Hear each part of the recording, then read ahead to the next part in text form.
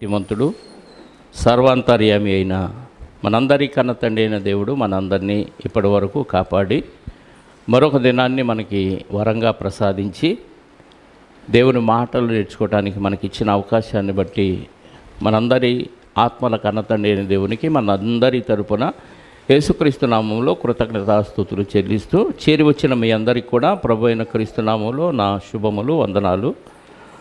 డైరెక్ట్గా వాక్యంలోకి వెళదాం. సమూయేలు మొదటి గ్రంథాన్ని మనం ఆలోచిస్తూ ఉన్నాం. అందులో 2 అధ్యాయాలు మనం పూర్తి చేసుకున్నాం. 3వ అధ్యాయము మొదటి వచనం నుండి మనం ధ్యానం చేద్దాం. సమూయేలు గారి గురించి, ఏలీ గారి గురించి, మరి ఏలీ గారి కుమారుల గురించి కొన్ని విషయాలు మనం గతంలో నేర్చుకున్నాం. ఈరోజు 3వ అధ్యాయం ప్రారంభ వచనం నుంచి చూస్తే సమూయేలు గారు ఏలీ గారి దగ్గర బాలుడుగా ఉన్నాడు. ఆ సందర్భంలో జరిగిన విశేషాలన్నీ దేవుడు ఒక్కొక్కటి రాయించాడు. అవి మనం చదువుకుంటూ ఆత్మీయమైన కోణంలో కూడా ఆలోచించడానికి ప్రయత్నం చేద్దాం. బాలుడైన సమూయేలు ఏలీ ఎదుట యెహోవాకు పరిచర్య చేయుచుండెను. సమూయేలు గారు ఎక్కడ పరిచర్య ఎవరికి చేస్తున్నాడు? యెహోవా ఎదుట. ఈరోజు మనం కూడా ప్రజల ఎదుట ఎవరికి పరిచర్య చేయాలి? దేవునికి పరిచర్య చేయాలి. ప్రజలకు పరిచర్య అనేది దేవుని పరిచర్య. ప్రజలకు దానం చేస్తే దేవునికి దానం చేసినట్టు, ప్రజలకు పరిచర్య చేస్తే ఎవరికి చేసినట్టు? దేవునికి పరిచర్య. ఎవరి ఎదుట? ప్రజల ఎదుట దేవునికి పరిచర్య చేస్తున్నాం. ఎవరి ఎదుట? ప్రజల ఎదుట. ప్రజల ఎదుట దేవునికి. బాలుడైన సమూయేలు గారు భూమి మీద కనిపించిన యాజకుడైన ఏలీ గారి ఎదుట యెహోవాకు పరిచర్య. అట్లని ఏలీ గారికి చేయలేదా? ఏలీ గారికి చేస్తూనే అదే పరిచర్య. అంటే ఏలీ గారికి చేసిందే పరిచర్య. ఆయన ఏది చెబితే అది వెంటనే పరిచర్య. ఆయనకేం తెలియదు. సమూయేలు గారు బాలుడు కాబట్టి ఏమి తెలియదు. యాజకుడు ఏం చెప్తే అది తల్లి నేర్పించింది. పాలు విడిచి వరకు తల్లి నేర్పించింది ఏంటంటే అయ్యగారు ఏం చెప్తే అది చెయ్యి, నువ్వు దేవునికి ప్రతిష్ఠితుడవు కనుక అయ్యగారు ఏం చెప్తే అది చెయ్యి అని నేర్పించింది. విధేయుడు అయ్యాడు కాబట్టి వెంటనే మొక్కాడు. అక్కడ నుంచి ఏలీ గారు చెప్పిన మాట వింటూ అక్కడ పరిచర్య చేస్తూ ఉన్నాడు. అందుకే ఏలీ ఎదుట యెహోవాకు, అంటే దేవుడు చెప్పిన మాట, యాజకుడు చెప్పింది ప్రజలు చేయటమే దేవునికి యాజకుడి ఎదుట పరిచర్య. అలాగే సమాజంలో ఉన్న ప్రజల ఎదుట మనం దేవునికి పరిచర్య చేస్తున్నామంటే అర్థం ఏంటంటే ప్రజల ఎదుట ప్రజలకు పని చేయటం, ప్రజలకు సేవ చేయటమే, దేవుడు చెప్పిన మాట ప్రకారంగా చేయటమే మనం దేవుడి మాట విన్నట్టు విధేయులైనట్టు సమూయేలు గారిలాగా. అయితే ఆ దినములలో యెహోవా వాక్కు ప్రత్యక్షమగుట అరుదు, ప్రత్యక్షము తరచుగా తటిస్థించుట లేదు. అంటే దేవుడు ప్రతి తరములో ప్రతి వారితో ఎవరో ఒకరి ద్వారా మాట్లాడతాడు. అది స్వప్నాల ద్వారా కానీ, లేదా దర్శనాల ద్వారా కానీ, లేదా దేవదూతల ద్వారా కానీ మాట్లాడుతూ ఉండేవాడు. కానీ ఆ దినాల్లో దేవుడు మాట్లాడలేదంట, అరుదుగా మాట్లాడుతున్నాడు. అంటే గ్యాప్ ఇచ్చాడు దేవుడు. ఎందుకు గ్యాప్ ఇచ్చాడు అనేది మనకు తెలియదు, కానీ మొత్తానికి అరుదుగా మాట్లాడుతున్నాడు. కాబట్టి ఇప్పుడు ఏలీ గారితో మాట్లాడా లేదా మనకి తెలియదు. తటస్థించుట, ఆయన దర్శనం తటస్థించుట లేదు తరచుగా. కాబట్టి ఆ కాలమందు ఏలీ కన్నులు మందదృష్టి గలవైనందున అతడు చూడలేక తన స్థలమందు పండుకొని ఉండగాను, అంటే ఏలీ గారికి వృద్ధాప్యం వచ్చింది, కళ్ళు మసకైపోయినాయి, కానీ చూడలేక ఆయనకు ఒక స్థలం ఉంటే ఆ స్థలంలో పడుకొని ఉన్నాడు. అయితే దీపము ఆరిపోక మునుపు సమూయేలు దేవుని మందసమున్న యెహోవా మందిరములో పండుకొని ఉండగాను. దీపం ఆరిపోవటం ఏంటి అంటే బైబిల్ చదివిన వాళ్ళకి దీపం ఏంటో ఆరిపోవటం ఏంటో, ఆ దీపం ఎక్కడ ఉంటుందో అర్థమైంది. ఏమీ తెలియని వాళ్ళకి దీపం ఆరిపోక మునిపేంటి, అసలు దీపం ఎందుకు ఆరిపోకూడదు, ఈ ఆలోచనలు సహజంగా వస్తాయి. దీపం అనగానే దేవుని మందిరములో అతి పరిశుద్ధ స్థలంలో ఒక దీపాన్ని ఎప్పుడూ వెలిగిస్తూ ఉండాలని మోషే గారికి దేవుడు చెప్పాడు. ఒకసారి నిర్గమకాండం 27వ అధ్యాయము ఒకసారి మనం చూడగలిగితే, నిర్గమకాండం 27వ అధ్యాయము 20వ వచనం చదువుదాం ప్రియులారా. మరియు దీపము నిత్యము, దీపం ఏం చేయాలి? నిత్యము వెలిగించున్నట్లు ప్రదీపమునకు దంచి తీసిన అచ్చము ఒలీవ నూనె తేవలనని ఇశ్రాయేలుకు ఆజ్ఞాపించుము. ఇశ్రాయేలీయులారా, మీరు దంచి తీసిన ఒలీవ నూనె తీసుకురావాలి. దేనికి ఇది? దీపము నిత్యము వెలిగించుటకు. అంటే దీపం ఆరిపోకూడదా? దేవుని మందిరం అది. దేవుని మందిరంలో ఒలీవ నూనెతో దీపం వెలుగుతూ ఉండాలి. ఇది మోషే గారి ద్వారా దేవుడు చెప్పాడు. ఇంకా కొంచెం లేవీకాండం 24వ అధ్యాయము 2వ వచనం. లేవీకాండం 24:2 దీపము నిత్యము వెలుగుచుండునట్లు.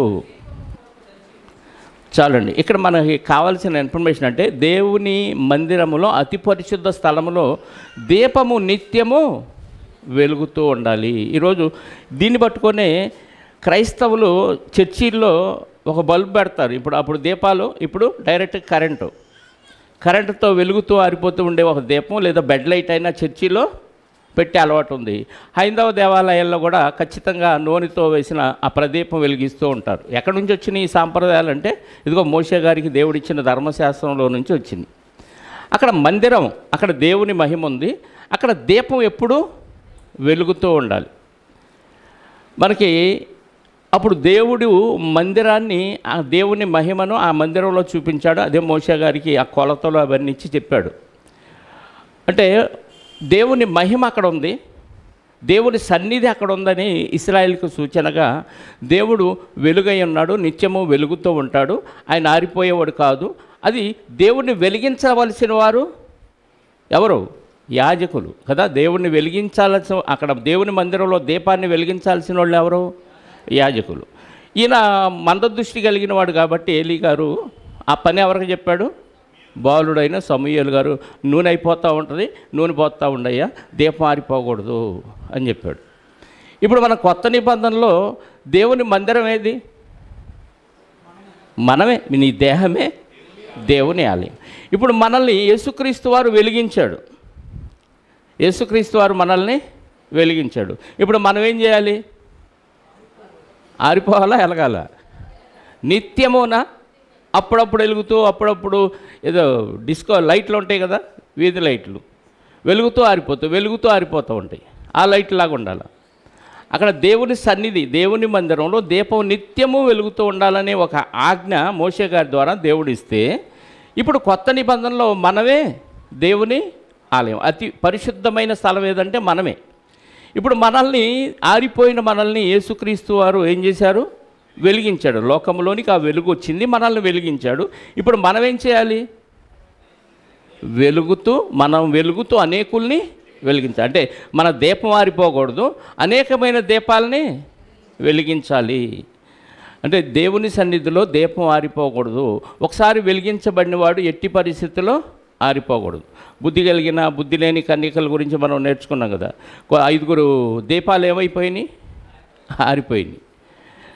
నూనె అంటే క్రియలు, సత్క్రియలు లేకపోవటం వల్ల ఆరిపోయింది. సత్క్రియలు చేయకపోయినా పాపమే, చేయకూడని చేసినా పాపమే, చేయాల్సినవి మానేసినా అట్టయినా ఆరిపోద్ది, ఎట్లయినా ఆరిపోద్ది. కాబట్టి మన దీపాన్ని ఎప్పుడూ వెలుగుండే విధంగా మనం చెక్ చేసుకుంటూ ఉండాలి.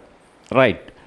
మళ్ళీ ఆ భాగంలోకి వెళదాం. సమూయేలు మొదటి గ్రంథము 2వ వచనం. ఆ కాలమందు ఏలీ కన్నులు మందదృష్టి గలవైనందున అతడు చూడలేక తన స్థలమందు పండుకొని ఉండగాను, దీపము ఆరిపోక మునుపు సమూయేలు దేవుని మందసమన్న యెహోవా మందిరములో పండుకొని ఉండగాను యెహోవా సమూయేలును పిలిచాను.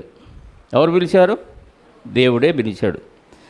అతడు చిత్తమండి నేనున్నానని చెప్పి ఏలీ దగ్గరకు పోయి, నీవు నన్ను పిలిచితివి కదా, నేను వచ్చినానెను. ఎవరు? ఆయనకి దేవుడు పిలుస్తాడన్న విషయం తెలియదు. దేవుడితో అంతకుముందు ఆ పరిచయం లేదు బాలుడైన సమూయేలు గారికి. ఏలీ గారు పిలిచారు కదా అనుకొని వెళ్ళి, అయ్యా నేను వచ్చాను, నువ్వు నన్ను పిలిచావు కదా అంటున్నాడు. అప్పుడు ఏలీ గారు ఆయనకి ఎందుకు అనిపించిందో లేని ఆయన ఏం చెప్పాడంటే, అయితే ఆయన అప్పుడు నా కుమారుడా, నేను నిన్ను పిలవలేదు, పోయి పండుకోమని అనేను. సమూయేలు అప్పటికి యెహోవాను ఎరుగకుండెను. యెహోవాను ఎరక్కపోవటం ఏంది? తల్లి బాల్య దినాల నుంచి ఉగ్గుపాలతో ఏమి నేర్పించింది చెప్పండి? ఏమి నేర్పించింది? భక్తిని నేర్పించింది కదా. మరి అప్పటికి సమూయేలు గారు యెహోవాను ఎరుగుకుండెననే పదం ఎందుకు రాయించాడు దేవుడు? భక్తి నేర్పించింది. దేవుడున్నాడు, దేవుడు కాపాడుతాడు, దేవుడే నిన్ను నాకు ఇచ్చాడు అని భక్తి నేర్పిస్తే ఆ భక్తికి తగ్గట్టుగా ఆయన భక్తి చేస్తూ ఉన్నాడు. కానీ దేవునితో సత్సంబంధం లేదు, దేవుడు మాట స్వరం ఆయన ఎప్పుడూ వినలేదు, అసలు దేవుడు అంటే ఏంటో తెలియలేదు. ఇప్పుడు ఈరోజు మనం కూడా భక్తి చేస్తున్నాం, ఇతరులు మనకు నేర్పించిన విధంగా భక్తి చేస్తున్నాం, కానీ దేవునిని ఎరిగే భక్తి లేదు. మీకు అర్థమవుతుందో లేదు? దేవుణ్ణి ఎరిగే భక్తి లేదు, దేవునితో సత్సంబంధం లేదు. భక్తి ఉందా? ఉంది. జ్ఞానం ఉందా? ఉంది. అంటే మనం వాక్యంలో నేర్చుకున్నవి పాటిస్తూ ఉన్నాం తప్ప దేవునిని ఎరిగే భక్తి కావాలి. సమూయేలు గారికి తల్లిగారు నేర్పించిన భక్తిని బట్టి నువ్వు ఇక్కడే ఉండాలి. ఉగ్గుపాలతో నేర్పించింది తల్లి, నీకు నేను విడిచి వెళ్ళిపోతాను, నా మీద దిగులు పెట్టుకోవద్దు, నీకు ఆయనే యజమాని, ఏలీ గారే, ఆయన చెప్పినట్టుగా నువ్వు విధేయుడివై వినాలి, అప్పుడప్పుడు వచ్చి చూస్తాను, నువ్వు ఏ మాటకి ఎదురు తిరగకూడదు, దేవుడే ఇచ్చాడు కాబట్టి దేవునికి నువ్వు లోబడి భక్తిని సాగిస్తూ ఉండాలని ఇవన్నీ చెబితే తల్లి మాటను విన్నాడు కాబట్టి తూచా తప్పకుండా ఫాలో అవుతున్నాడు. కానీ దేవునిని ఎరిగిన అనుభవం లేదు. అర్థమైందా? అప్పటి వరకు సమూయేలు గారికి ఏ అనుభవం లేదంట, దేవునిని ఎరుగకుండెను. ఇప్పుడు దేవుడే డైరెక్ట్గా మాట్లాడుతుంటే ఆయనకు తెలియలా. దేవుడు మనతో కూడా అప్పుడప్పుడు, అంటే అపార్థం చేసుకోకండి, ఒక ఆలోచన విధానంలో వాక్యంతో మాట్లాడతాడు, అది మనం గ్రహించం. ఈ వాక్యం ఇలా ఉంది కదా, నువ్వెందుకు చేయట్లేదు, నువ్వెందుకు పాటించట్లేదని ఆ వాక్యం మనకు పదే పదే గుర్తొచ్చినప్పుడు మనం ఎరగం దేవుణ్ణి. అంటే దాన్ని మనం అనుసరించాం కాబట్టి ఎరగం. అదే ఆ వాక్యం గుర్తొచ్చినప్పుడు అనుసరించామనుకో దేవుడిని ఎరిగిన వారం అవుతాం. మీకు అర్థమైందా? ఆ అనుభవం సమూయేలు గారికి అప్పటి వరకు లేదు కాబట్టి అప్పటి వరకు సమూయేలు దేవునిని ఎరుగకుండెను. యెహోవాకు అతనికి ఇంకను ప్రత్యక్షము కాలేదు. యెహోవా మూడవ మారు సమూయేలును పిలువగా అతడు లేచి, రెండోసారి చదవలేదే, రెండోసారిది జంపు చేశారు ఎవరు, మూడోసారికి వెళ్ళిపోయారు డైరెక్ట్గా. అతడు చిత్తమండి నేనున్నానని చెప్పి ఏలీ దగ్గరకు పోయి, నన్ను పిలిచితివి కదా, నేను వచ్చినానెను. అతడు, నేను పిలవలేదు, పోయి పండుకొనమని చెప్పగా అతడు పోయి పండుకొను. యెహోవా మరలా సమూయేలును పిలువగా సమూయేలు లేచి ఏలీ యొద్దకు పోయి, చిత్తము, నీవు నన్ను పిలిచితివి గనుక వచ్చిన నేను. దయచేసి ఎవరు చదవద్దులేండి, నన్నే కన్ఫ్యూజ్ చేస్తున్నారు, ఒకటి ఎగర కొడుతున్నారు, ఒకటి ఎత్తేస్తున్నారు. నేను చదువుకుంటాను. నీవు నన్ను పిలిచితివి గనుక నేను వచ్చి, అయితే అతడు, నా కుమారుడా, నేను నిన్ను పిలవలేదు, పోయి పండుకొమ్మ నేను. సమూయేలు అప్పటికి యెహోవాను ఎరుగు. ఈ వచనాలన్నీ ఎత్తేశారు ఇందాక. యెహోవా వాక్కు అతనికి ఇంకా ప్రత్యక్షము కాలేదు. యెహోవా మూడవ మారు సమూయేలును పిలువగా అతడు లేచి ఏలీ దగ్గరకు పోయి, చిత్తము, నీవు నన్ను పిలిచితివే, ఇదిగో నేను వచ్చినాననగా ఏలీ యెహోవా ఆ బాలుని పిలిచెనని గ్రహించి, మూడోసారి ఎవరికి అర్థమైంది? ఏలీ గారికి అర్థమైంది. ఇప్పుడు 3 సార్లు పిలిచాడు సమూయేలు గారు, ఎందుకంటే దేవుడు పిలుస్తాడని ఏలీ గారు పిలిచారు. దేవుడు పిలుస్తాడనే విషయం ఎవరికి తెలియదు? సమూయేలు గారు. మంచి నిద్రలో ఉంటున్నాడు, పిలిపెన పడింది, వెళ్ళి ఎలా అడిగాడు? అయ్యా, నీవు నన్ను పిలిచితివి, నేను వచ్చి ఉన్నాను. నేను పిలవలేదు, వెళ్ళి పడుకో అన్నాడు. మళ్ళీ రెండో మారు పిలిచాడు, మళ్ళీ అదే తగ్గింపుతో మళ్ళీ వచ్చి మళ్ళీ అడిగాడు, నేను పిలవలేదు, వెళ్ళిపోయి పడుకో అన్నాడు. అప్పుడు ఏమనిపించింది మనకి? మంచి నిద్ర జడగొట్టి పిలిచింది కాక ఏం చేస్తున్నాడు? నేను మనమైతే నీకేమన్నా బుద్ధి ఉందా? మంచి నిద్ర పట్టక ఇప్పుడే పట్టింది. ఏదైనా పని ఉంటే చెప్పు, పని లేకుండా ఏంటి పిలిచావు? పిలిచింది కాక మళ్ళీ నేను పిలవలేదు వెళ్ళిపోయి పడుకో అంటావా? మూడోసారి ఇలా జరిగితే పేతురు గారు ఏమన్నాడు? ప్రభు, నువ్వు నన్ను ప్రేమించుచున్నావా అని పేతురు గారిని అడిగితే 3 సార్లు అడిగినందుకు ఏమైపోయాడు? పేతురు గారు ఫైర్ అయిపోయాడు. ఏంటి ప్రభు, నువ్వు నేను తెలిసినోడు, నీకు కూడా ఇది తెలీదా? నేను ఎలాంటి వాడో నీకు తెలియదని కొంచెం ఫైర్ అయ్యాడు. ఈ ఏలీ గారు అలా అవలా. 3 సార్లు సమాధానం ఎలా చెప్పాడు? ఇదిగో నీవు నన్ను పిలిచితివి, నేను వచ్చి ఉన్నాను అన్నాడు. అంటే ఎంత విధేయత నేర్పిందో చూడండి తల్లి.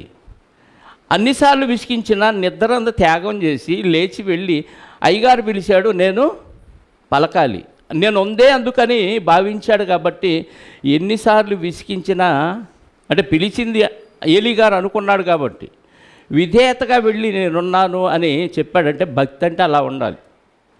కారణం లేకుండా ఎందుకు పిలుస్తావు ఊరకనే అని కసురుకునేది భక్తి కాదు. ఇది సాత్వికంతో ప్రేమతో కూడింది. తల్లి అలా నేర్పించింది.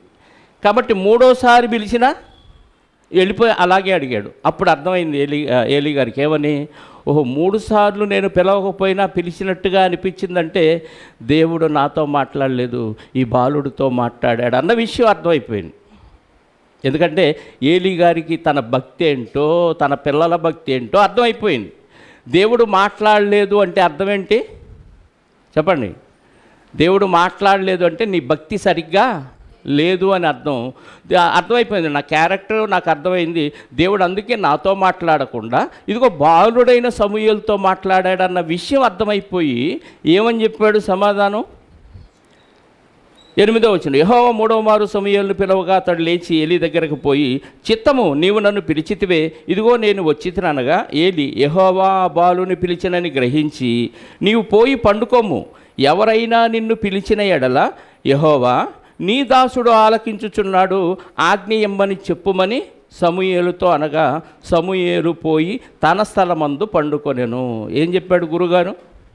ఏవద్దు, ఎవరైనా పిలిస్తే యెహోవా నీ దేవుడు ఆలకించుచున్నాడు సెలవిమ్ము అను, అంతే. నీ దాసుడు ఆలకించుచున్నాడు సెలవిమ్మని అను, అంతే. అంటే ఆయనకు అర్థమైంది మ్యాటర్. సమూయేలు గారికి అర్థం కాల. ఆయన చెప్పాడు, ఈయన అదే పలకాలనుకున్నాడు, వెళ్ళిపోయాడు, పడుకున్నాడు. ఇప్పుడు 4వసారి 10వ వచనం, తరువాత యెహోవా ప్రత్యక్షమై నిలిచి ఆ రీతిగా సమూయేలు సమూయేలు అని పిలువగా సమూయేలు నీ దాసుడు ఆలకించుచున్నాడు, ఆజ్ఞ ఇమ్మనెను. గురువుగారు ఏదైతే చెప్పాడో సేమ్ అదే చెప్పాడు. తల్లి ఏదైతే నేర్పించిందో అదే ప్రవర్తించాడు. ఇప్పుడు ఏలీ గారు ఏదైతే చెప్పాడో అదే చెప్పాడు. వెంటనే అంతటా యెహోవా సమూయేలుతో ఇలాగూ సెలవిచ్చెను, ఇశ్రాయేలులో నేను ఒక కార్యము చేయబోచున్నాను, దానిని వినువారందరి చెవులు గింగురుమనునను. ఆ దినమున ఏలీ యొక్క ఇంటి వారిని గురించి నేను చెప్పినదంతయు వారి మీదకి రప్పింతును, దాని చేయ మొదలుపెట్టి దానిని ముగింతును. తన కుమారులు తమ్మును తాము శాపగ్రస్తులుగా చేసుకున్నారని తాను ఎరిగియు వారిని అడ్డగించలేదు గనుక అతని ఇంటికి నిత్యమైన శిక్ష విధింతునని నేను అతనికి తెలియజేయుచున్నాను. కాబట్టి ఏలీ ఇంటి వారి దోషమునకు బలి చేతనైనను నైవేద్యము చేతనైనను ఎన్నటికీ ప్రాయశ్చిత్తము చేయబడదని నేను ప్రమాణపూర్వకంగా ఆజ్ఞాపించితిని. ఇది ఎవరితో చెప్పాడు దేవుడు? సమూయేలు గారితో చెప్పాడు. ఎవరికి చెప్పాలి ఇది? చెప్పమన్నాడా? సమూయేలు గారు నువ్వు అదిగో ఏలీతో ఈ విషయం చెప్పు అన్నాడా దేవుడు? అనలా కదా. దేవుడు ప్రత్యక్షమై జరగబోయే విషయాన్ని చెప్పాడు. ఏంటంట విషయం? విషయం ఏంటి? ఏలీ ఇంటివారి దోషము. దాని ముందు 13వ వచనం, తన కుమారులు తమ్మును శాపగ్రస్తులనుగా, యాజకుని కుమారులు ఏమైపోయారంట? శాపగ్రస్తులుగా చేసుకున్నాడు. ఇప్పుడు యాజకుడు దేవునికి ప్రజలకి మధ్యవర్తి. యాజకుని కుమారులు శాపగ్రస్తులు అయిపోవటం ఏంటి? యాజకుని కుమారులు శాపగ్రస్తులైనా పర్వాలేదు, కానీ ఆ శాపగ్రస్తులైన యాజకుని కుమారులు తప్పు చేస్తున్నప్పుడు ఏలీ చూసి గద్దించలేదంట. అది దేవుడికి మండింది. ఏమంటున్నాడు ఏలీ గారితో? తమ కుమారులు తమను తాము శాపగ్రస్తులుగా చేసుకున్నారని తాను ఎరిగియు వారిని అడ్డగించలేదు గనుక అతని ఇంటికి నిత్యమైన శిక్ష విధింతునని నేను అతనికి తెలియజేయుచున్నాను. కాబట్టి ఏలి ఇంటి వారి దోషమునకు బలి అయినను నైవేద్యమైన చేతనైనను ఎన్నటికీ కొన్నిటికి పాప పరిహారం నిమిత్తం బలి నైవేద్యం ఇవన్నీ ఉంటాయి. ఆ రోజుల్లో బలులే కదా, పలాని తప్పుకి పలాని బలి, పలాని తప్పుకి పలాని బలి, ఇలాంటివి చెప్పాడు. ఇప్పుడు ఈ దేవుడు చెప్పిన దీనికి ఇది మరణకరమైన పాపమా, మరణకరము కాని పాపమా? మరణకరమైన పాపం అంటే నరకానికి వెళ్ళే పాపం. ప్రాయశ్చిత్తం లేదంటే, నీ జబ్బుకి మందు లేదంటే అర్థం ఏంటి? ఇంకా చావాల్సిందే నువ్వు అని అర్థం. ఇప్పుడు ఈ వీళ్ళు చేసిన తప్పుకి ఏలీ గారు గద్దించకపోవటానికి ఏం లేదంట, బలి చేత నైవేద్యం చేత క్షమాపణ అంటే అక్కడ దాకా తెచ్చుకోకూడదు అన్నమాట. దేవుడు క్షమించని పాపాలు ఉన్నాయా? దేవుడు కూడా మన పాపాలని వదిలేసి ఇంకా నేను క్షమించను అనే పాపాలు ఉన్నాయా? ఉన్నాయని అర్థమవుతుంది మనకి. బలి చేత నైవేద్యం చేత వారికి పాప క్షమాపణ లేదు, కాబట్టి మొత్తాన్ని తుడిచేస్తానని చెప్పేశాడు. తరువాత సమూయేలు ఉదయం వరకు పండుకొని లేచి యెహోవా మందిరపు తలుపులను తీసెను గాని భయపడి తనకు కలిగిన దర్శనము సంగతి ఏలీతో చెప్పకపోయాను. రాత్రి దేవుడు దర్శనం ఇచ్చాడు, కనపడ్డాడు, విషయం అంతా చెప్పాడు.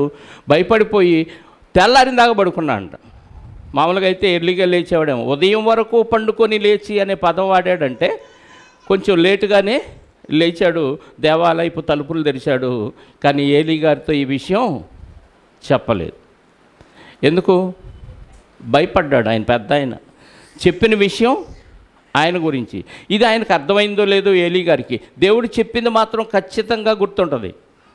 ఎందుకంటే పవిత్రంగా ఉన్నాడు, ఏ వ్యాపకాలు లేవు, ఏమీ నేర్చుకోవాలి. చిన్నప్పటి నుంచి తల్లి భక్తే నేర్పించింది కాబట్టి సైడ్ ఎఫెక్ట్లు ఏమీ సమూయేలు గారి మీద లేవు. కాబట్టి చెప్పింది చెప్పినట్టుగా గుర్తుపెట్టుకునే మనసు ఉంది. కాబట్టి దేవుడు ఏదైతే చెప్పాడో అవన్నీ మైండ్లో ఉన్నాయి, కానీ భయపడి చెప్పకుండా ఉన్నాడంట. అప్పుడు విషయం అంతా అర్థమైపోయింది. రాత్రి దేవుడు దర్శనమిచ్చి సమూయేలుతో ఏదో విషయం చెప్పాడు, అది నా గురించే చెప్పాడనే ఇది ఉంది, నమ్మకం ఉంది. ఎవరికి? ఏలీ గారికి. ఎందుకు? ఆయన చేసిన తప్పేంటో, ఆయన కుమారులు చేసే తప్పేంటో ఆయనకి పూర్తిగా అర్థమైంది. కాబట్టి ఏదో చెప్పాడు, నా గురించే చెప్పాడు అనే నమ్మకంతో ఇప్పుడు సమూయేలు గారిని అడుగుతున్నాడు ఏలీ గారు. 16 అయితే ఏలీ సమూయేలు నా కుమారుడా అని సమూయేలును పిలవగా అతడు చిత్తము నేను ఇక్కడ ఉన్నానన్నాను. ఏలీ నీతో యెహోవా ఏమి సెలవిచ్చనో మరుగు చేయక దయచేసి నాతో చెప్పుము. దేవుడు ఏం చెప్పాడో ఏమీ దాచిపెట్టకుండా నాతో చెప్పుము. ఆయన నీతో సెలవిచ్చిన సంగతుల్లో ఏదైనా నీవు మరుగు చేసిన ఎడల అంతకంటే అధికమైన కీడు ఆయన నీకు కలుగ చేయును గాక అని చెప్పగా, అంటే ఏ గురించి చెప్పుంటాడని అర్థమైంది ఆయనకి. ఆయన చెప్పిన మాటల్లో ఏదో కీడు ఉంది నాకు. మీకు అర్థమైంది? ఏలీ గారికి ఏమర్థమైందంటే నా గురించి దేవుడు ఏదో సమూయేలు గారికి చెప్పాడు, అది ఖచ్చితంగా కీడే. ఎందుకంటే ఆయన దోషం, ఆయన పిల్లల దోషం ఆయనకు అర్థమైపోయింది. అంతకంటే అధికమైన కీడు నీకు కలుగునుగా అనగానే భయపడిపోయాడు. అంటే నాకు కీడు కలిగిద్ది, ఆ విషయమే దేవుడు మాట్లాడాడన్న అనుమానం ఎవరికి ఉంది? ఏలీ గారికి ఉంది. అందుకే అంతకంటే అధికమైన కీడు ఆయన నీకు కలుగచేయునుగాకని చెప్పగా సమూయేలు దీనిని మరుగు చేయక సంగతి అంతయు అతనికి తెలియజెప్పాను. ఏలీ విని సెలవిచ్చినవాడు యెహోవా, తన దృష్టికి అనుకూలమైన దాన్ని ఆయన చేయునుగాక. నేను ఏం చేస్తాడు? చెప్పింది ఎవరు? High command, supreme. ఆయన చెప్తే ఇంకా తిరుగు లేదు. పైగా అందులో మ్యాటర్ ఏముంది? వారు చేసిన దోషానికి పాపానికి బలి చేతనైనను నైవేద్యము చేతనైనను ఎన్నటికీ ప్రాయశ్చిత్తము లేదని కన్ఫర్మ్ చేశాడు. కాబట్టి చెప్పిన ఆయన దేవుడు కాబట్టి నేనేం చేయలేను, ఆయన చేసేదేదో ఆయన చేయునుగా కానీ సైలెంట్ అయిపోయాడండి. బిక్కుబిక్కుమంటారు ఎవరైనా? ప్రాణాలు అరిచేతులు పెట్టుకొని బతకాల్సిందే. దేవుడు తోసేస్తే, దేవుడే ఇంకా వేస్ట్ అని చెప్తే ఇంక ఎవడో పనికిరాడు, ఎవడో కాపాడు. దేవుడే వదిలేస్తే రక్షించే నాదుడంటూ ప్రపంచంలో ఎవ్వరూ ఉండరు. అది గుర్తుపెట్టుకో. దేవుడు రోసేసిపోయేదాకా మనం చేసుకోకూడదు. విధేయత కలిగి దేవుని యేడల భయభక్తులు కలిగి ఆయన ఆజ్ఞలను పాటించటమే. దేవుడికి విరక్తి కలిగేదాకా మనం చేయకూడదు. యాజకుడై ఉండి ఎంత దేవుడికి విరక్తి కలిగే విధంగా ప్రవర్తించాడో చూడండి ఆయన. ఈరోజు మనము యాజకులమే, రాజులైనా యాజక సమూహం, దేవుని సొత్తైన ప్రజలు. మన పరిస్థితి ఇంతే. దేవుడికి విరక్తి కలిగేదాకా ప్రవర్తించామనుకోండి, అసలు లేదు, ఒకే బలి అయిపోయింది యేసుక్రీస్తు ద్వారా. ఇంకా బలి చేత నైవేద్యం చేత మనకి ప్రాయశ్చిత్తం అయ్యే పరిస్థితి లేదు. క్రీస్తు అను పస్కా పశువు మన కోసం వధించబడ్డాడు కాబట్టి ఒకే బలి అయిపోయింది. ఇంకా ప్రాయశ్చిత్తాలు లేవు. దాన్ని కూడా మనం దుర్వినియోగం చేసుకుంటే ఇంకా మనల్ని కాపాడేవాడు ఎవడో సేమ్ ఏలీ గారి కుటుంబంలాగా అయిపోయింది. ఎన్నో వచనంలో ఉన్నాం? 18 అయిపోయింది. 19వ వచనం. సమూయేలు పెద్దవాడు కాగా యెహోవా అతనికి తోడై ఉన్నందున అతని మాటల్లో ఏదీ తప్పిపోలేదు. అంటే దేవుడు తోడై ఉంటే ఆయన చెప్పింది ఖచ్చితంగా సమూయేలు గారు చెప్తారు. సమూయేలు గారు చెప్తే ఖచ్చితంగా నెరవేరిపోయింది.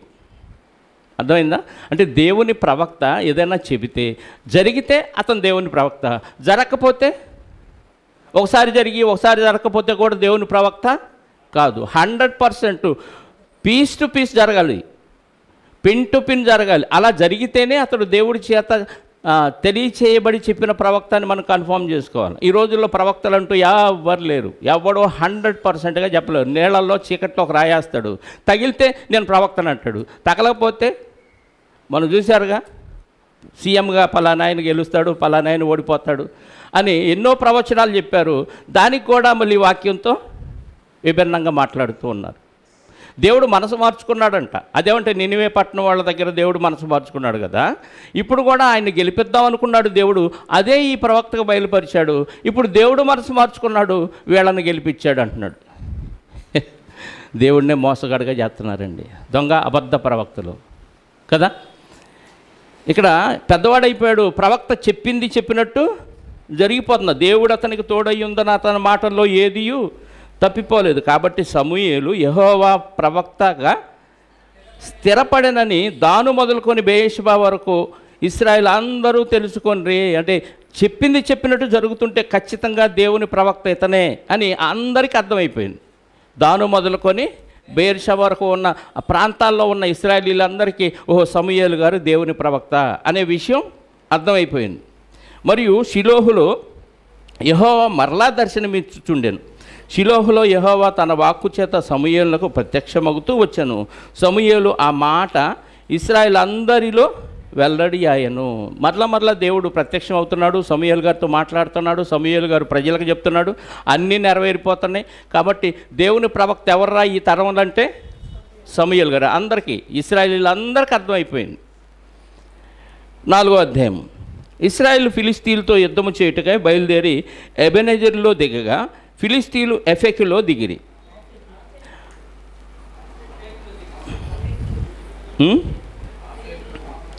ఫిలిస్తీన్లు ఇశ్రాయేలు మీద అఫెకులో, ఇశ్రాయేలీలు ఫిలిస్తీన్లతో యుద్ధము చేయుటకై బయలుదేరి ఎబెనెజరులో దిగగా ఫిలిస్తీన్లు ఎఫెకులో దిగిరి. ఫిలిస్తీన్లు ఇశ్రాయేలు మీద తమ్మును యుద్ధ పంక్తులు తీర్చుకొనగా వారు యుద్ధములో కలిసినప్పుడు ఇశ్రాయేలీలు ఫిలిస్తీన్ల ఎదుట ఓడిపోయి యుద్ధ భూమిలో ఎక్కువ తక్కువ 4,000 మంది హతులైరి. యుద్ధం జరుగుతుంది. యుద్ధం ఎందుకు వచ్చింది? ఫిలిస్తీన్ని వీళ్ళ మీదకి ఎవరు ఉసిగొలిపారు చెప్పాలి? దేవుని పిల్లలు కదా వీళ్ళు. దేవుని పిల్లల మీదకి అన్య రాజుల్ని, అన్య శత్రువుల రాజుల్ని ఉసిగొలిపారు, వచ్చారు యుద్ధానికంటే. పైగా యుద్ధానికి వచ్చి ఎంతమందిని చంపారంట? 4,000 మందిని చంపేశారంటే ఇశ్రాయేలు మంచోళ్ళైతే దేవుడు వాళ్ళకి గెలిపించాడా? ఇశ్రాయేల్ చెడ్డోళ్ళు అయితే ఇచ్చి ఉంటాడా? ఇశ్రాయేలీలు చెడిపోయారు. యాజకుడు సరిగ్గా లేడు, యాజకుని కుమారులు సరిగ్గా లేరు. కాబట్టి ప్రజలందరూ ఏమైపోయారు? చెడిపోయారు. పోనీ యుద్ధానికి వెళ్ళేటప్పుడు మనలో ఒక ప్రవక్త ఉన్నాడన్న విషయం పైన కదా చదివాం. సమూయేలు గారిని అడిగారా, అయ్యా ఫిలిస్తీన్లు మన మీదకు యుద్ధానికి వస్తున్నారు, వెళ్ళాలా మానాలా? నువ్వు దేవుని యుద్ధ విచారణ చేసి మాకు చెప్పు అనే మాట ఏమన్నా ఉందా అక్కడ? లేదు. అంటే అడగకుండా మనం గెలుస్తాం అనే ఉద్దేశంతో వాళ్ళు యుద్ధానికి వెళ్ళిపోయారు. 4,000 మంది ఇశ్రాయేలు చచ్చిపోయారు. నెక్స్ట్, కాబట్టి జనులు పాళెములోనికి తిరిగి రాగా ఇశ్రాయేల్ పెద్దలు యెహోవా నేడు మనలను ఫిలిస్తీన్ల ముందర ఎందుకు ఓడించాను క్వశ్చన్ వేసుకుంటున్నారు. ఇప్పుడు ఎందుకు ఓడిపోయాం? మనోళ్ళు ఎందుకు 4,000 మంది చనిపోయారు, దేవుడు ఎందుకు ఓడించాడు మనల్ని ఫిలిస్తీన్ల ముందర అని ప్రశ్న వేసుకుంటున్నారు. షిలోహులోనున్న యెహోవా నిబంధన మందసమును మనము తీసుకొని మన మధ్య ఉంచుకొందాము రండి. వీళ్ళకే ఆలోచన ఇచ్చింది, అసలు మన మధ్య నిబంధన మందసం లేదురా, అందుకే దేవుడు వాళ్ళని గెలిపించాడు, మనల్ని ఓడించాడు. ఈ ఐడియా ఎవరిచ్చారు? వాళ్ళకి వాళ్ళే ఐడియా, జీవితాన్ని మార్చిద్ది అనుకున్నాడు. అంటే మందసం ఉంటే గెలుస్తాం, ప్రవర్తన ఉంటే గెలుస్తామా, మందసం ఉంటే గెలుస్తామా? మందసం ఉంటే గెలం. వీళ్ళ క్యారెక్టర్ బాగుంటే దేవుడు గెలిపిస్తాడు. వాళ్ళు ఆలోచించుకున్నారు, ఇదిగో షిలోహులో మందసం ఉంది కదా, అది మన మధ్య లేదు, అందుకే ఇప్పుడు అంతకుముందు కూడా షిలోహులోనే ఉంది. బాగున్నప్పుడు అందరూ అక్కడికి వెళ్ళి ఆరాధన చేశారు, అక్కడ కార్యక్రమాలు, బళ్ళు, ఇవన్నీ నైవేద్యాలు ఇస్తూనే ఉన్నారు. ఇప్పుడు యుద్ధంకి వచ్చి ఓడిపోయేసరికి ఒక డౌట్ వచ్చింది, మందసం మన మధ్య లేదు అంటే యుద్ధానికి వెళ్ళేటప్పుడు ఏం తీసుకెళ్ళాలనుకున్నారు? మందసం కూడా తీసుకెళ్ళాలనుకున్నారు. వీళ్ళకు వచ్చిన సొంత ఆలోచన. నిబంధన మందసము తీసుకొని మన మధ్య ఉంచుకొందాము రండి, అది మన మధ్య ఉండిన ఎడల అది మన శత్రువుల చేతిలో నుండి మనల్ని రక్షించుననిది. అంటే మందసం రక్షించిద్ది అనుకుంటున్నారు. కాబట్టి జనులు షిలోహునకు కొందరిని పంపి అక్కడి నుండి కెరూబుల మధ్య ఆసీనుడయ్యుండు సైన్యములకు అధిపతియగు యెహోవా నిబంధన మందసమును తెప్పించిరి. మందసాన్ని తెప్పించారు. ఎక్కడి నుంచి? షిలోహులో ఉన్న యెహోవా నిబంధన మందసాన్ని తెప్పించారు. అంటే యుద్ధం మధ్యలో ఏం పెట్టాలి? ఇప్పుడు మందసం పెట్టాలి. కొందరిని పంపించి అక్కడి నుంచి తెప్పించారు. ఏలి యొక్క 2 కుమారులైన హోఫ్ని, ఫినెహాసును అక్కడనే దేవుని మందసం యొద్ద ఉండిరి. అంటే మందసం దగ్గర హోఫ్ని, ఫినెహాసులు ఉన్నారు. ఏలి గారేమో కళ్ళు బాగా మంచాన పడి ఉన్నాడు. కాబట్టి వీళ్ళు కూడా మందసంతో పాటు వచ్చేసారు. యాజకుడి తర్వాత యాజకులు వాళ్ళే కదా, ఏలి గారి కుమారులు. వాళ్ళు కూడా మందసంతో పాటు యుద్ధ భూమిలోకి వచ్చేసారు. యెహోవా నిబంధన మందసము దండులోనికి రాగా ఇశ్రాయేలు అందరూ భూమి ప్రతిధ్వనించునంత గొప్ప కేకలు వేసిరి. ఇప్పుడు బలం వచ్చేసింది వీళ్ళకి. ఎందుకు? వాళ్ళ ఆలోచన ఏంటి? మందసం మన దగ్గర ఉంటే దేవుడు మనల్ని గెలిపిస్తాడు అనే ఒక ఆలోచనతో వాళ్ళు ఆ షిలోహులోనున్న మందసాన్ని తెప్పించుకొని ఒక్కసారే హుర్రే అని పెద్ద కేకలు వేసారు. ఈ కేకలు ఫిలిస్తీ దేశం దాకా వినపడినాయి అంట. గొప్ప కేకలు వేసిరి. ఫిలిస్తీన్లు ఆ కేకలు విని హెబ్రీలు దండులో ఈ గొప్ప కేకల ధ్వని ఏమని అడిగిరి. ఏంటి ఇంత పెద్దగా అరుస్తున్నారు హెబ్రీలు దండులో అని వాళ్ళు అడిగి వెంటనే ఎంక్వైరీకి పంపించి దండులో ఈ గొప్ప కేకల ధ్వని ఏమని అడిగిరి. యెహోవా నిబంధన మందసము దండులోనికి వచ్చినని తెలుసుకొని, అంటే ఎంక్వైరీలో ఏం తేలింది? వాళ్ళు అక్కడి నుంచి మందసం తెచ్చుకొని ఎక్కడికి పెట్టుకున్నారు? దండులోనికి వచ్చినని వాళ్ళకి తెలుసుకొని జడిసి దేవుని దండులోనికి వచ్చినని అనుకొని, అయ్యో మనకు శ్రమ, ఇంతకుముందు వారు ఇలాగూ సంభ్రమింపలేదు, ఇంతకుముందు ఇశ్రాయేలీలు ఇంత గొప్పగా ఇంత సంతోషంగా అరిచి కేకలేదు. ఇప్పుడు మందసం దండులోకి వచ్చింది కాబట్టి వీళ్ళకి శక్తి వచ్చింది. ఎందుకంటే వీళ్ళ ఫ్లాష్ బ్యాక్ విన్నారు ఫిలిస్తీన్లు. ఎవరిది? ఇశ్రాయేలీలది. ఐగుప్తు దేశంలో నుంచి వీళ్ళని దేవుడు ఎలా విడిపించాడో, ఐగుప్తు దేశంలో దేవుడు మోషే గారి ఇచ్చిన ఆయన ద్వారా చేసిన కార్యక్రమాలన్నీ స్టోరీలుగా వినపడ్డాయి కదా. వీళ్ళు యుద్ధానికి వచ్చినప్పుడు ఎరుకో పట్టణంలో కూడా అదే జరిగింది కదా. రాహాబ్ అనే వేశ్య, మేము విన్నాము, మా గుండెలు అవిసిపోయినాయి అని చెప్పింది కదా. ఇప్పుడు ఫిలిస్తీన్లు కూడా ఆ విషయాలన్నీ తెలుసు.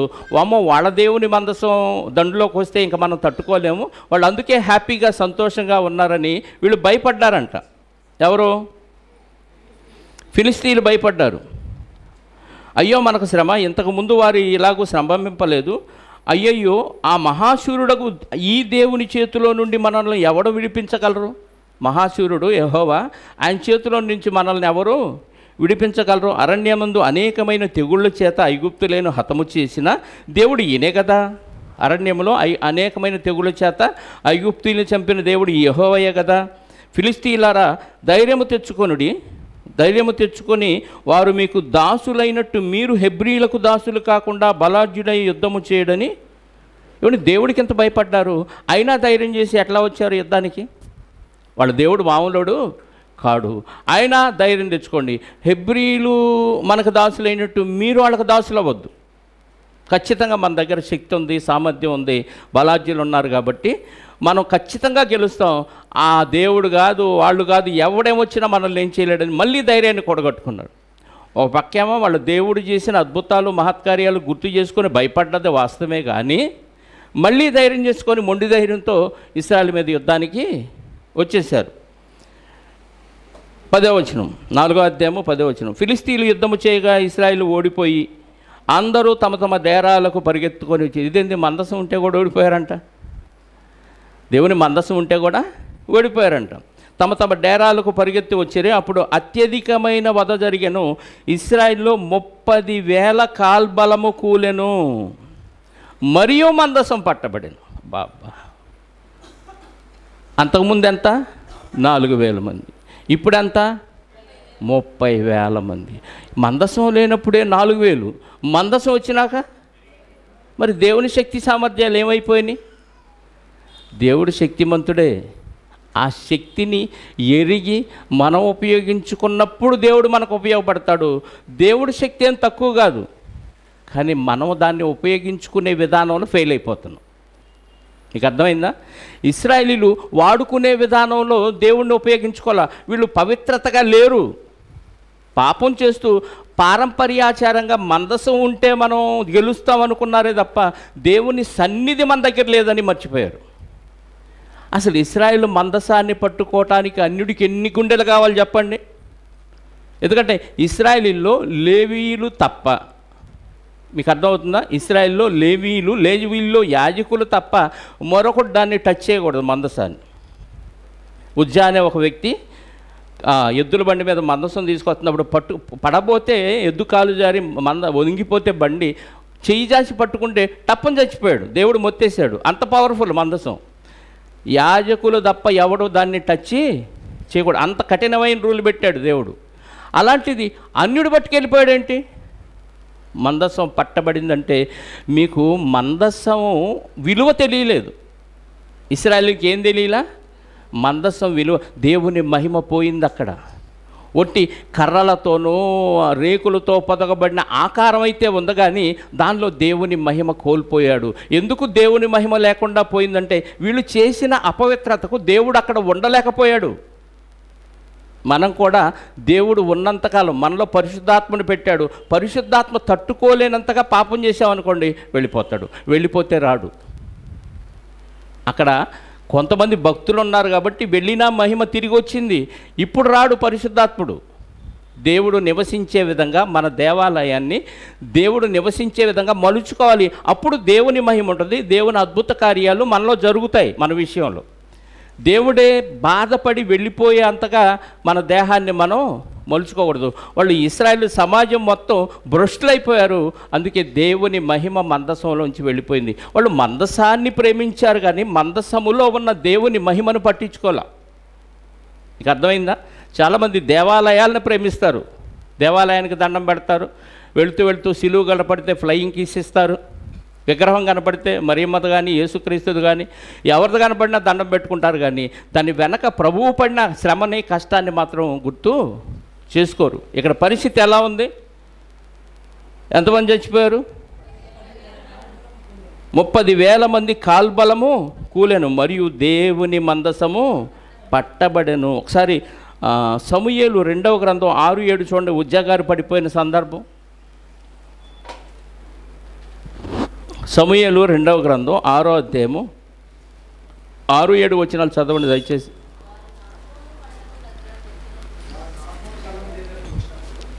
వారు అర్నోను కళ్ళమ్మ దగ్గరికి వచ్చినప్పుడు నాతో ఎడ్లకు కాలు జారినందున ఉజ్జా చేయి చాపి దేవుని మందసమును పట్టుకొనగా యెహోవా కోపము ఉజ్జా మీద రగులుకొనెను. అతడు చేసిన తప్పును బట్టి దేవుడు ఆ క్షణమందే అతన్ని మొత్తగా అతడు అక్కడనే పడి మందసమునొద్ద పడి చనిపోయాను. వెంటనే చచ్చిపోయాడు. మరి ఈ ఫిలిస్తీన్లు పట్టుకుంటే ఏం కాలేదే? అంటే అక్కడ దేవుని మహిమ లేదు, తీసేశాడు దేవుడు. మందసం పట్టబడింది. మరియు 11వ వచనం, అది కాకను హోఫ్ని ఫినేహాసులను ఏలి యొక్క 2 కుమారులు హతులైరి. యాజకుని యొక్క ఇద్దరు కుమారులు కూడా చచ్చిపోయారు. ఎందుకంటే మందసంతో పాటు మందసానికి దగ్గరగా ఉండి పరిచర్య చేస్తుంది యాజకులు వాళ్ళే కాబట్టి మందసం ఇశ్రాయేలీలు సమాజంలోకి వచ్చినప్పుడు యుద్ధంలో వీళ్ళు కూడా వెళ్ళారు, వీళ్ళు కూడా చనిపోయారు. మందసం పట్టబడింది. హోఫ్ని ఫినిహాసులు కూడా ఏలీ గారి కుమారులు ఇద్దరు చనిపోయారు. ఆనాడే బెన్యామీనుడు ఒకడు యుద్ధభూమిలో నుండి పరిగెత్తి వచ్చి చిరిగిన బట్టలతో తల మీద ధూళితోనూ షిలోహులో ప్రవేశించాను. యుద్ధభూమిలో నుంచి షిలోహుకి వచ్చాడు. ఎవరున్నారు షిలోహులో? ఏలీ గారు ఉన్నాడు, యాజకుడు. అతడు వచ్చినప్పుడు ఏలీ మందసము విషయమై గుండె అవియుచు త్రోవ పక్కన పీఠం మీద కూర్చుండి ఎదురు చూచుచుండెను. మందసం ఎప్పుడైతే వీళ్ళు ఇశ్రాయేలీయులు యుద్ధభూమిలోకి తీసుకెళ్ళిపోయారో పాళెంలోనికి, ఈయనకి బాధేసింది. అసలు ఇక్కడ ఉండాల్సిన మందసాన్ని వీళ్ళేంటి యుద్ధభూమిలోకి తీసుకెళ్లారు అని ఆయన గుండెలు బాదుకుంటూ గుండెలు అవిసిపోతూ ఎదురు చూస్తూ ఉన్నారు. మందసం ఎప్పుడు వచ్చిద్దా ఈ ప్లేస్కని. అంటే ఆయనకు అర్థమైపోయింది సీను, మందసం ఇక్కడ నుంచి కదిలించకూడదు, కదిలిస్తే మనకు అనర్థం. ఆల్రెడీ సమూయేలు గారు చెప్పాడు కదా ఈయన గురించిన ప్రవచనం. ఆ పక్క ఆ బాధ, ఈ పక్క మందసం పోయిందనే బాధ. మందసము గురించి గుండెలో అవియుచు త్రోవ పక్కన పీఠం మీద కూర్చుండి ఎదురు చూచుచుండెను. ఆ మనుష్యుడు పట్టణములోనికి వర్తమానము తేగ పట్టణస్థులందరూ కేకలు వేసిరి. ఏలీ ఆ కేకలు విని ఈ గల్లత్తు ఏమని అడుగగా ఆ మనుషుడు త్వరగా వచ్చి ఏలీతో సంగతి తెలియజెప్పాను. ఏలీ 98 ఏండ్ల వాడై ఉండెను. 98 ఇయర్స్ అంట. ఎవరికి? ఏలీ గారికి 98 ఏండ్ల వాడై ఉండెను. అతనికి దృష్టి మందగిలినందున అతని కండ్లు కానరాకుండెను. ఆ మనుషుడు యుద్ధములో నుండి వచ్చిన వాడను నేనే, నేడు యుద్ధములో నుండి పరిగెత్తి వచ్చి తినని ఏలీతో అనగా అతడు నాయన అక్కడ ఏమి జరిగినని అడిగాను. అందుకు అతడు ఇశ్రాయేలీయులు ఫిలిస్తీన్ల ముందర నిలువలేక పారిపోయిరి, జనులలో అనేకులు హతులైరి, హోఫ్ని ఫినేహాసు అను నీ ఇద్దరు కుమారులు మృతులైరి. ఎట్లా ఉంటుంది తండ్రికి? మూడో దుర్వార్త, మరియు దేవుని మందసము పట్టబడెను అని చెప్పాను. యుద్ధం జరిగింది, ఇశ్రాయేలు అందరూ పారిపోయారు, నీ ఇద్దరు కుమారులు హోఫ్ని ఫినేహాసు యుద్ధంలో చచ్చిపోయారని. కానీ ఆ గుండె సగం ఆగిపోయింది. మందసం పట్టబడింది అనేలకే, ఫిలిస్తీన్లు తీసుకెళ్ళిపోయారు అనేలకి పూర్తిగా ఆగిపోయింది. మంచి లావుగుంటాడంట, అంతే వెనకబడ్డాడు. తల కింద పడింది, తల మీద బాడీ పడింది, మెడ ఇరిగిందంట. అంత బాడీ ఆ తలకాయ మీద పడితే మెడకాయ మొయ్యలేక మెడ విరిగి చనిపోయిన రాయించాడు దేవుడు. 18 దేవుని మందసం అను మాట పలుకుగానే ఏలీ ద్వారము దగ్గరనున్న పీఠం మీద నుండి వెనుకకు పడి మెడ విరిగి చనిపోయాను. ఎలయనగా అతడు వృద్ధుడై బహు స్థూలదేహి అయి ఉండెను. స్థూలదేహి అంటే బాగా లావు పర్సనాలిటీ. అతడు 40 సంవత్సరములు ఇశ్రాయేలుకు న్యాయమును 40 ఇయర్స్ న్యాయాధిపతిగా ఉన్నాడు.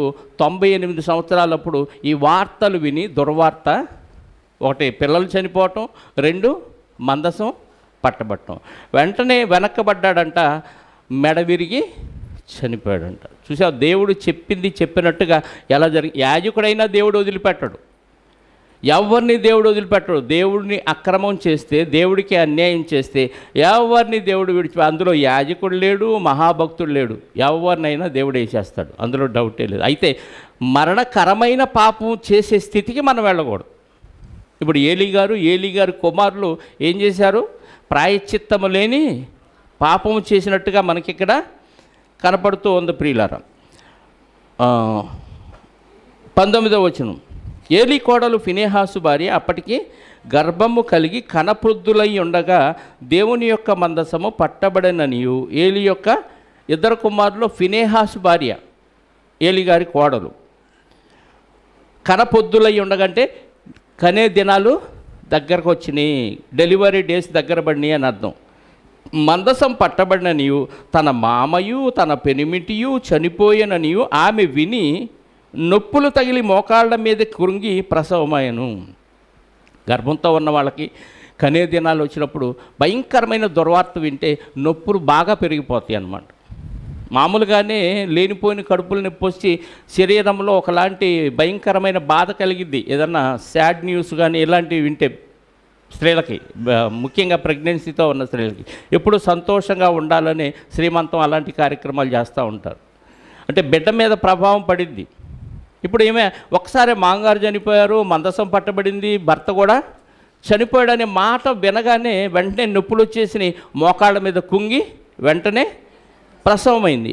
ఆమె మృతి నొందుచుండగా దగ్గర నిలిచి ఉన్న స్త్రీలు ఆమెతో భయపడవద్దు, కుమారుని కంటివని అనిరి గాని ఆమె ప్రత్యుత్తరమేమీ ఇయ్యక లక్ష్య పెట్టకయు ఉండినదై దేవుని మందసము పట్టబడినదన్న సంగతిని తన మామయు పెనిమిటియు చనిపోయిన సంగతిని తెలుసుకొని ప్రభావము ఇశ్రాయేలులో నుండి పోయినని చెప్పి తన బిడ్డకు ఈకాబోదు అంటే ప్రభావము పోయెను లేదా మహిమ పోయెను అని పేరు పెట్టింది. ఏం పేరు? ఈకాబోదు అంటే ప్రభావం పోయింది ఇశ్రాయేలులోంచి, దేవుని మహిమ పోయింది అనే పేరు ఆ బిడ్డకు పెట్టి దేవుని మందసం పట్టబడిపోయినందున ప్రభావం ఇశ్రాయేలులో నుండి చెరపట్టబడిపోయానని ఆమె చెప్పాను. చెరపట్టబడిపోయిందని ఆ బిడ్డకి ఏం పెట్టింది? ఈకాబోదు అనే పేరు పెట్టింది. 5వ అధ్యాయం. ఫిలిస్తీన్లు దేవుని మందసమును పట్టుకొని ఎబెనెజరు నుండి అష్టోదునకు తీసుకొని వచ్చి దాగోను ఎదుట దాన్ని ఉంచిరి. ఫిలిస్తీన్ల దేవత పేరు దాగోను. దాగోను అంటే మత్స్యకన్య, మత్స్యదేవత, చేపాకారంలో ఒక దేవతను చేసుకున్నారు. దాగోను అంటే చేప లాంటి ఆకారంతో ఒక దేవతను చేసుకున్నారు. వాళ్ళ దేవత ఎవరు? చేప అన్నమాట. ఆ బొమ్మను చేసుకొని గుడి కట్టి దాన్ని ఆరాధిస్తూ ఉన్నారు. దాని పేరు దాగోను దేవత అనే పేరు పెట్టుకున్నారు. ఈ మందసం తెచ్చి వాళ్ళ గుడిలో పెట్టుకున్నారు. ఎవరో మత్స్యకన్య గుడిలో పెట్టేశారు, దాగోను గుడిలో పెట్టేశారు. అయితే మరునాడు అష్టోదు వారు ప్రాతకాలమందు లేవగా అంటే ఉదయాన్నే లేచి ఎర్లీ మార్నింగు ఇదిగో దాగోను యెహోవా మందసము ఎదుట నేలను బోర్లా పడి ఉండెను గనుక వారు దాగోన్ను లేవనెత్తి వాని స్థానమున మరలా ఉంచరి. ఉదయాన్నే చూసేలేకే అంటే రాత్రి ఆ మందసం అక్కడ పెట్టారు, వెళ్ళిపోయారు, డోర్స్ క్లోజ్ చేశారు. ఉదయాన్నే వచ్చి తెరిచి చూస్తే ఇదిగో ఈ దాగోను దేవత మందసం ముందు బోర్లా పడిపోయిందంట. అంటే మందసం ముందు పడిపోయింది. ఎవరు పడేశారు ఏంటని ఆశ్చర్యపోయి ఆ దేవతను లేపి నిలబెట్టి మళ్ళీ వెళ్ళిపోయారు. మళ్ళీ తెల్లారు చూశారు. మర్నాడు ఉదయముననే లేవగా దాగోను యెహోవా మందసము ఎదుట నేలను బోర్లా పడి ఉండెను. దాగోను యొక్క తలయు 2 అరచేతులను తెగవేయబడి గడప దగ్గర పడి ఉండెను. వాని మొండెము మాత్రము వానికి మిగిలి ఉండెను. చేతులు కట్ అయిపోయినాయి, తలకాయ కట్ అయిపోయింది, మొండెం మాత్రమే ఉంది. శాపదేవతది. ఎవరు చేశారు తెలియదు. వెంటనే వాళ్ళకి విషయం అర్థమైపోయింది. 5వ వచనం. కాబట్టి దాగోను యాజకులేమి దాగోను గుడికి వచ్చువారేమి నేటి వరకు ఎవరినూ అష్టోదులో దాగోను యొక్క గుడి గడప తొక్కుటలేదు. గుడినే సీజ్ చేసేసారు. అమ్మో ఇదేదో మందసం భయంకరంగా ఉంది. అసలు ఆ గుడిలోకి ఎవరు లేకపోతేనే ఆ మందసం ఉన్నప్పుడు మన దేవతనే పడగొట్టింది, మన దేవతనే మెడకాయ నరికి చేతులు నరికించిందంటే ఈ మందసం దేవత కంటే మందసమే పవర్ఫుల్. అసలు ఆ ప్రాంతానికి వెళ్ళొద్దని నేటి వరకు వాళ్ళ గుడి గడపను తొక్కట్లేదంట. 6వ వచనం. యెహోవా హస్తము అష్టోదు వారి మీద భారముగా ఉండెను. అష్టోదు వారిని దాని సరిహద్దులలోనున్న వారిని ఆయన గడ్డల రోగముతో మొత్తి వారిని హతము చేయగా. మందసం అక్కడ ఉంది, ఆ గుళ్ళోకి ఎవరు వెళ్ళలేదు. దేవుడు తన ప్రతాపం ఏదో చూపించాలనుకున్నాడు. ఆ అష్టోదు అనే ఆ ప్రాంతంలో ఉన్న వారందరినీ ఒకలాంటి గడ్డలు వచ్చే రోగం పెట్టాడు. గడ్డలో మరి ఏం గడ్డలో తెలియదు కానీ మొత్తానికి ఆ గడ్డలతో చచ్చిపోయారంట. దేవుడు మొత్తితే భయంకరమైన రోగాలు వస్తాయి, ఎవడు వర్ణించలేని రోగాలు వస్తాయి. దేవునికి వ్యతిరేకంగా వీళ్ళు మందసాన్ని తీసుకెళ్ళి అక్కడ పెట్టుకుంటే యాజకులు తప్ప ఎవడో పట్టుకోకూడని ఆ మందసాన్ని తీసుకెళ్తే దేవుడు ఊరుకోలా. నా ప్రతాపం ఏదో చూపించాలి అని చిన్న ట్రయల్ పార్టీ వేశాడు. గడ్డల రోగంతో వాళ్ళని మొత్తేశాడంట. దెబ్బకి దాంతో చాలామంది హతమైపోయారు. అష్టోదు వారికి సంభవించిన దాన్ని చూచి ఇశ్రాయేలు దేవుని హస్తము మన మీద, మన దేవత మీదను, మన దేవతయగు దాగోను మీదను బహుభారముగా ఉన్నదే.